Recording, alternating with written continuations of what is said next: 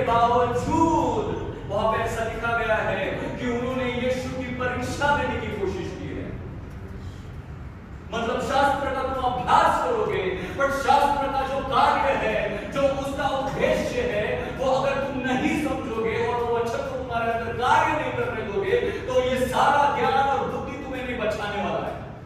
तुम तुम्हारे परमेश्वर को समझने ही नहीं वाले हो। तुम्हारा ये जो शास्त्र है तुम्हें क्या समझाना चाहता है पता है? ये वचन में देखेंगे यिर्मयाह 9 इसका 23 और 24 के पास हम जाएंगे। यिर्मयाह का 9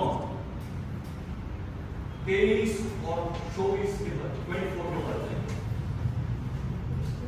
ये ऐसा लिखा है, यहोवा यह कहता है। कौन कहता है? स्वीकार ब्रदर नहीं, प्रिंस ब्रदर नहीं, राम बाबू नहीं, बेनी हिट नहीं, रेड हार्ट बॉम्बे नहीं।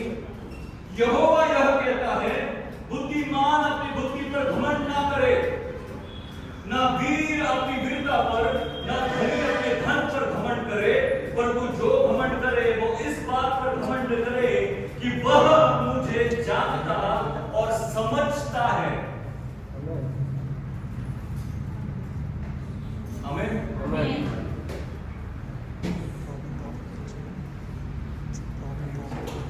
कि वह मुझे जानता और समझता है कि मैं ही वह यहोवा हूं जो पृथ्वी पर करुणा, क्या बोल रहे हैं? पीछे बोलो, करुणा, पीछे बोलो, करुणा, न्याय और धर्म के काम करता है। ओके, कौन से 3 काम करता है? ओके, करुणा, न्याय और धर्म के काम करता है। परमेश्वर क्या काम करता है?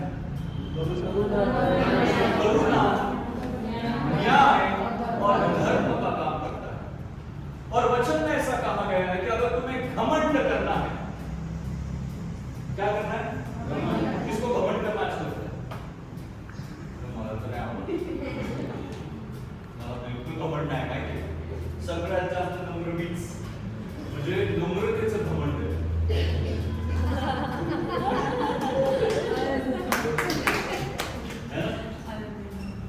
नम्रतेचं घमंड वैसे देखा जाए तो हम सब क्या करना है? अहंकार होता है और वो इसलिए दिया गया है क्योंकि कहीं ना कहीं तो ये जो ईगो है, अहंकार जो है, वो खुद को प्रोटेक्ट करने के लिए दिया गया है। क्यों? क्योंकि हम वैल्यूएबल है, हमारी सबकी कीमत है। आप समझ रहे? ध्यान दो, सब कौन आ रहा है जा रहा है उसकी तरफ मत ध्यान दो, जो मेरा सुन रहे सुनो। हमारे अंदर ये अहंकार कभी कभी क्यों काम करता होता है क्या? क्योंकि वो हमको बचाने की कोशिश करता है। जब कभी हमको कोई नीचे दबाने की कोशिश करता है, हमको बता दो कि मेरी ये कीमत है भाई, और वो कीमत क्या है? वो कीमत खुद को हम वैल्यू करते हैं, इसलिए हम कभी कभी घमंड में उठ जाते हैं कि नहीं भाई मुझे कम मत समझना, तो माझा असली रूप नहीं बघितली, तो सब निकलता है कभी। पर घमंड करना जो है ये स्वाभाविक है, वो स्वाभाविक है। कई बार क्या होता है, वो खुद को वैल्यू दिखाने की कोशिश करता है। मेरी भी कीमत है, मेरी भी एक कीमत है, ये दिखाने की वो कोशिश करता है ना। इसलिए हम ऐसा होता है कि जो बुद्धि वाला है, जो ज्ञानी है, वो क्या करता है? वो खुद के बुद्धि को पहले देखता है। त्याच्यापेक्षा हुशार है ना, त्याच्यापेक्षा हुशार है। अभी बच्चे देते देखो कितना परसेंटेज मिला, मुझे 90 है,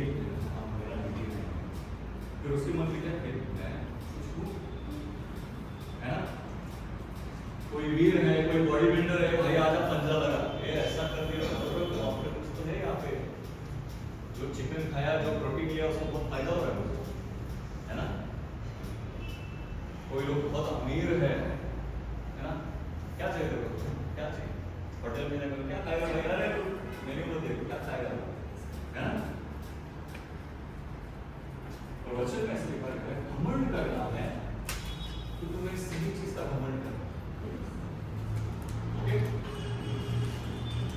जब एक बुद्धिमान को घमंड करना है तो वो बुद्धि को देखता है। जब एक बलवान को घमंड करना है वो खुद के बल को देखता है। जब एक अमीर को घमंड करना है वो उसके अमीरी को देखता है। तो जो परमेश्वर का बेटा है अगर उसको घमंड करना है तो वो क्या देखने वाला है? क्या देखने वाला है? वो ये देखने वाला है कि मैं मेरे परमेश्वर को कितना समझता हूं और मेरे परमेश्वर को मैं कितना जानता हूं।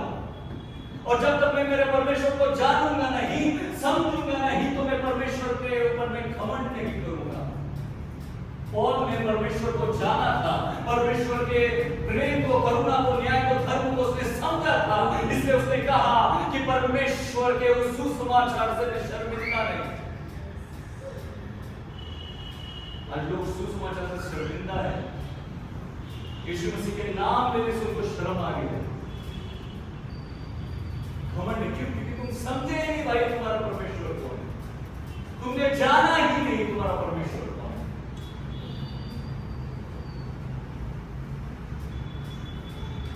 अगर परमेश्वर करुणा करने वाला है, न्याय करने वाला है, धर्म करने वाला है, उसने किसके लिए किया है?